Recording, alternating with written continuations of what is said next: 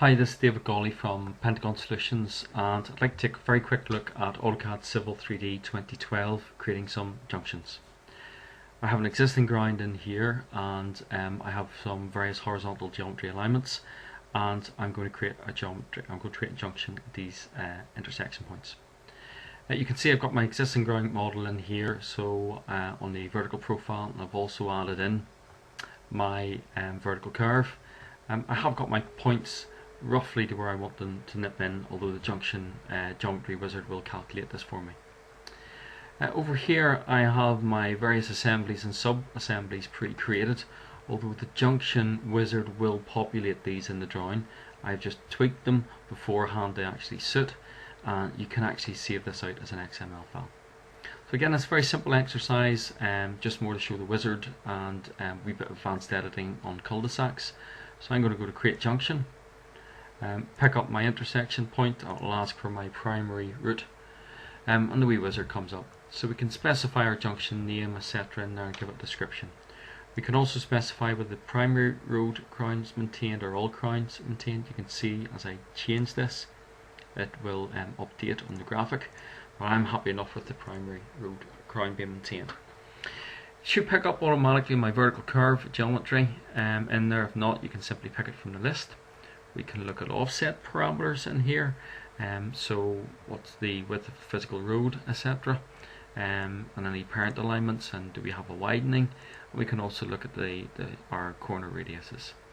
Again, I'm going to use the default values in here because I'm keen to show the cul-de-sac, and I'm simply going to hit next. I would always suggest that you do want to create a new corridor, and you need to target the existing surface, i.e. your daylights, for your cut and fill. In here I have my assemblies already predefined. Now what you can do, if I had these predefined, I could simply save this out as a set, saves out as an XML file, and saves out the drawing information in there for me. It's very good if you're doing wind farming, say junctions, because the assemblies will be very different. But I'm happy enough with the ones in there, and I'm going to go create junction. So again, based on the geometry, the horizontal and the vertical geometry, it actually creates my junction for me in 3D. It is dynamic. I can tweak it, I can change it, I can change the radius, etc. in here, and obviously you'll get to see this in the 3D viewer as well. It's coming in coordinated as appropriate, asphalt and grass. So if we want to change this junction or drag it back, drag the corridor back, I can do that by simply grabbing the corridor object and dragging it back to the appropriate point. You will see that the ribbon, it's contextual, so it's turning green along the top because I picked up the corridor properties. I can simply drag that back. And because it's tied into the long section or the profile, it knows what profile to read, and it's reading off my vertical curve that I put on top of that profile. Again, typically in road design you wouldn't maybe start with the junction. This is just a quick exercise to demonstrate this, and I'm going to nip this back a wee bit further. So I've got a junction here, and I've got confidence that these two corridors will actually tie in. So again, I'll just let that rebuild. Okay, just refresh that screen. Okay, so I'm going to put another junction in here. So I'm going to go back into Home, Junctions, create my junction, the intersection point. I'm not even going to go next, I'm just going to say create junction because I know my geometry works. It's going to come in as expected. But again, if I actually drag this along, because it's using the same vertical profile, and because it's using the same vertical curve in there, that I can just simply use my O-snap, my O-track to get that to the correct chainage, and the geometry will simply tie in. Again, I'm just going to drag this back along here, very simply right to the end. So I'm building up my corridor models. I've started with my junctions, I've worked back. I can add in any turning lane geometry in here, etc. I can change it. As you've seen in my previous videos, it's all part of a dynamic model, but the purpose of this exercise is really to show how to build up some junction geometry and to look at the cul-de-sac. So I've got my cul-de-sac here. And I've simply just got some line work. It's an arc, and it's a point in here where I actually want to tie into my surface level. So for this, what I'm going to do is actually create some surface create a surface from the corridor. Okay, so I'm going to go into my corridor properties because I got selected. I'm simply going to go into surfaces. I'm going to add in my surface in here. We'll call this design A. I can pick my surface style. I'm happy enough with triangulate model, and I can pick it along my top or my crown. I can add in my corridor. It's going to be an interactive boundary, etc. in there. As you know from surfaces, we can add in our slope markings or tadpoles, etc., as I would call them, and against that. Again, that's been shown in my other videos. Okay, let's hit OK now.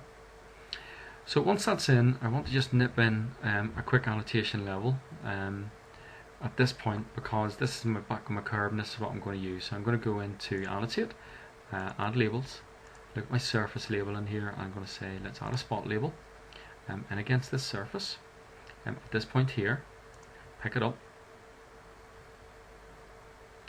So it's a 107.472, that's fine, so I'm going to use that as a reference. Again, we can change this surface properties in here under right click.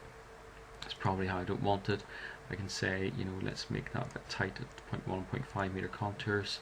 Again, so you can see the embankment, etc. in there.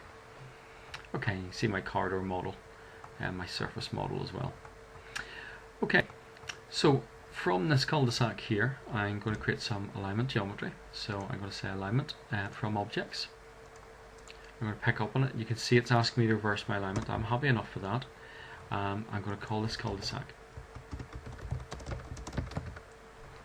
I'm not worried about design criteria because it's just a cul-de-sac. So bear in mind that's 107.462. That's what I want to tie in against. So I'm going to create my vertical geometry up here.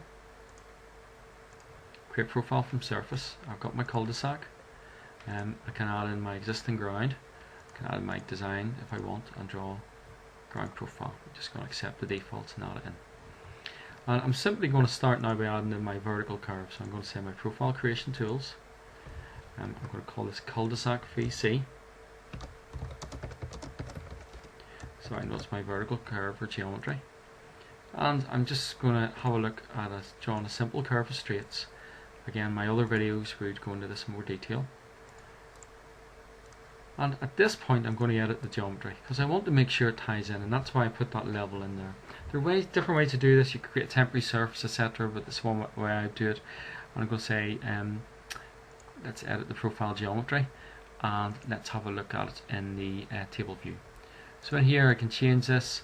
I can make it 107.462, I think the value was. Again, 107.462, and we could lock that in, but I'm happy enough. So I've got my appropriate crossfall in here that I want, and happy enough that that will drain off. I would probably tweak that a wee bit further.